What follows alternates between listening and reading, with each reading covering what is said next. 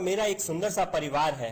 मैं बिल्कुल श्योरिटी के साथ कह सकता हूं कि अगर मुझे अप्रैल से नहीं निकाला गया होता तो मेरे साथ ये सब कुछ नहीं होता। ये एक कड़वी दवा थी, पर शायद पेशेंट को इसकी जरूरत थी। कभी कभी जिंदगी आपको इसी तरह ठोकर मारती है। अपना विश्वास मत खोइए। मैं यकीन के साथ कह सकता हूं कि मैं सिर्फ इसलिए आगे बढ़ता गया क्योंकि मैं अपने काम से प्यार करता था। I love my work. आप रियली क्या पसंद करते हैं यह आपको जानना होगा। जितना अपने लव को फाइंड करना जरूरी है, उतना ही उस काम को ढूंढना जरूरी है जिसे आप सचमुच एंजॉय करते हो। आपका काम आपकी जिंदगी का एक बड़ा हिस्सा होगा और ट्रूली सेटिस्फाइड होने का एक ही तरीका है कि आप वो करें जिसे आप सचमुच एक बड़ा काम समझते हो। और बड़ा काम करने का एक ही तरीका है कि आप वो करें जो करना आप एंजॉय करते हो। यदि आपको अभी तक वो काम नहीं मिला है तो आप रुकिए मत, उसे खोजते रहिए। जैसा कि दिल से जुड़ी हर चीज में होता है, वो जब आपको मिलेगा तब आपको पता चल जाएगा। और जैसा कि किसी अच्छी रिलेशनशिप में होता है, वो समय के साथ साथ और अच्छा होता जाएगा। इसलिए खोजते रहिए, रुकिए मत।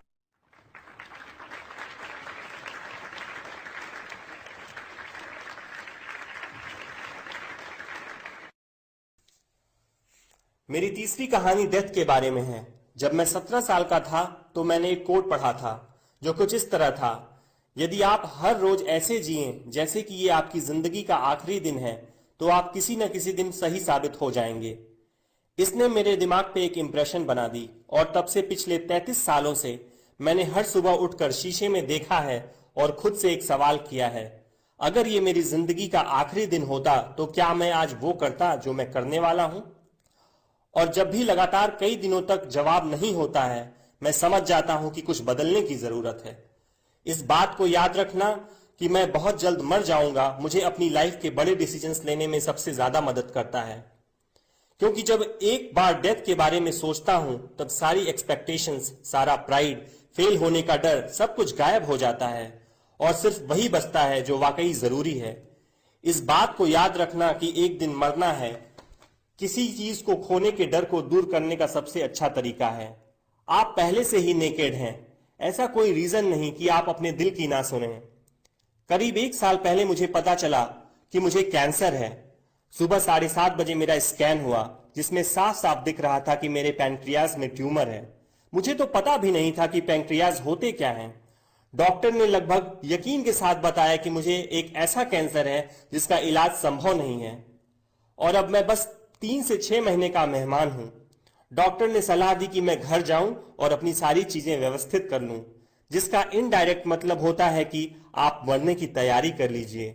इसका मतलब कि आप कोशिश करिए कि आप अपने बच्चों से जो बातें अगले 10 साल में करते वे अगले कुछ महीनों में कर लीजिए। इसका यह मतलब होता है कि आप सब कुछ व्यवस्थित कर लीजिए ताकि आपके बाद आपकी फैमिली को कम से कम परेशानी हो।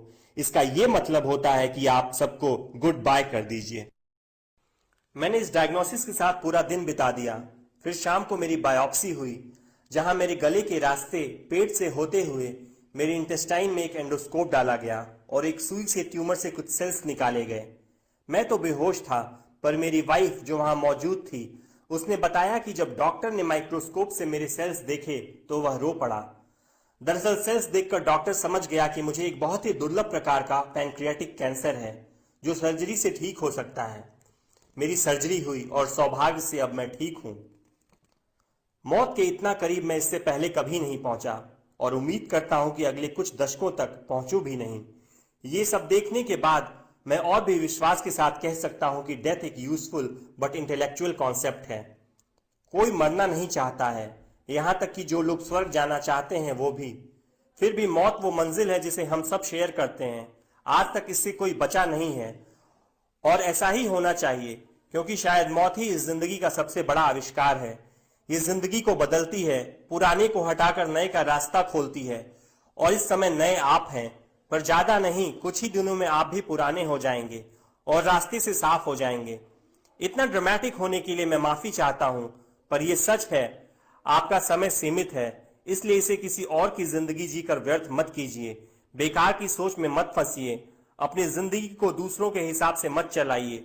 औरों के विचारों के शोर में अपने अंदर की आवाज को, अपने इंट्यूशन को मत डूबने दीजिए। छोटा था तब एक अद्भुत publication the whole earth catalog हुआ करता था, जो मेरी जनरेशन्स की बाइबल्स में से एक था। इसे स्टुअर्ट ब्रांड नाम के एक व्यक्ति, जो यहाँ मेलॉन पार्क से ज्यादा दूर नहीं रहता था, ने बनाया था, और इसने इसे अपना पोएटिक टच दे के बड़ा ही जीवंत बना दिया था। ये